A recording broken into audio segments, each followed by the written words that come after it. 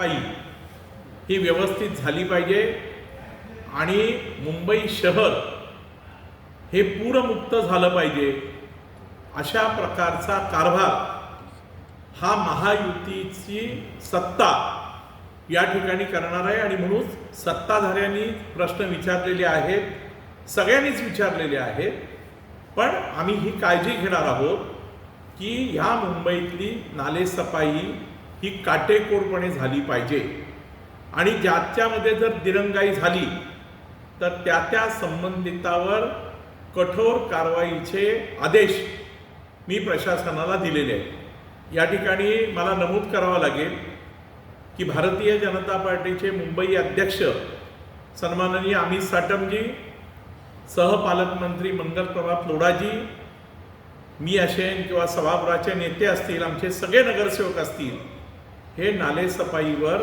अतिशय बारीक लक्ष ठेवून आहेत। आमचा हा दावा नाही आहे की नालेसफाई 100% झाली, पण अजून 18 दिवस शिल्लक आहेत आणि या 18 दिवसामध्ये जास्तीत जास्त नालेसफाई ही कशी करता येईल या पद्धतीने आम्ही प्रयत्न करणार आहोत। मिठी नदीचा जो प्रश्न आहे, मिठी नदीच्या साफसफाईच्या बाबतीत आम्ही सगळेजण अतिशय दक्ष आहोत।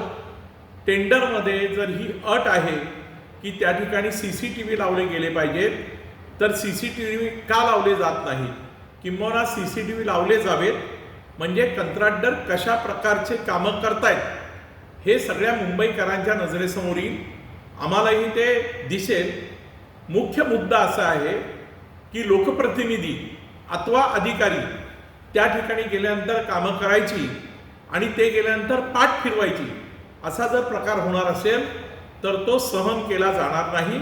आपल्याला माहिती आहे की या अगोदर सुद्धा मिठी नदीच्या साफसफाईच्या बाबतीत ज्या लोकांनी चलाकी केली किंवा ज्या लोकांनी या मुंबई शहराच्या साफसफाईच्या बाबतीत नजरअंदाज केला, त्या सगळ्यांना शिक्षा देण्याचं काम हे महायुतीच्या सरकारने केलेलं आहे।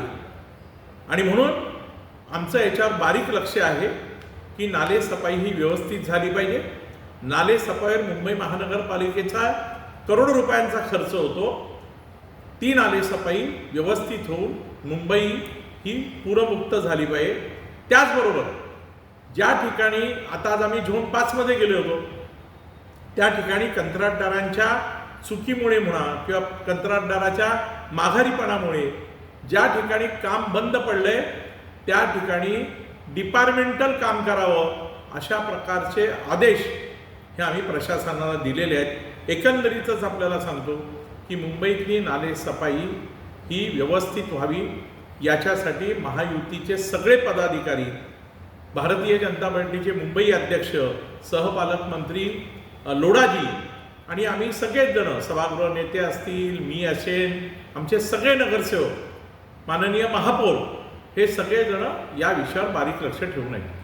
आजचा जो पाहणी दौरा होता त्यामध्ये विरोधक अशी टीका करतात की पंतप्रधानांनी सांगितलं होतं कमीत कमी वाहनांचा वापर करा, आणि आज आपल्या या ताफ्यामध्ये जवळपास 25 ते 30 वाहनं होते। एकीकडे पंतप्रधान असं सांगत असताना महापालिकेचे भाजपा सत्ताधारी मात्र अशा प्रकारची गाड्या घेऊन जात आहेत। एक लक्षात ठेवा की आज संपूर्ण पूर्व उपनगर फिरायचं होतं, आमच्याबरोबर नगरसेवक होते, कार्यकर्ते होते, त्या ठिकाणचे पदाधिकारी होते, जनतासुद्धा होती।